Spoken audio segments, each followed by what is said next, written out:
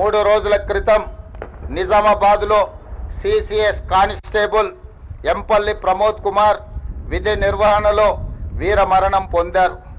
భర్త ప్రమోద్ను పోగొట్టుకున్న అతని భార్య ప్రణీతకు అతి చిన్న వయసులోనే తండ్రిని కోల్పోయిన అతని 3 కుమారులకు వారి కుటుంబానికి ప్రభుత్వం అండగా ఉంటుంది.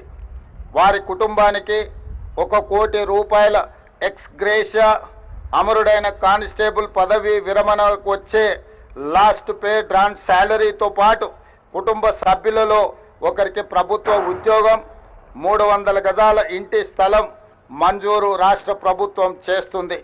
వీటితో పాటు పోలీసు భద్రత సంక్షేమం నుండి 16 లక్షల ఎక్స్ గ్రేషియా, పోలీసు వెల్ఫేర్ నుండి 8 లక్షల రూపాయల ఎక్స్ గ్రేషియాను ప్రమోద్ కుటుంబానికి చెల్లించి వారి కుటుంబానికి రాష్ట్ర ప్రభుత్వం అండగా నిలబడుతుంది.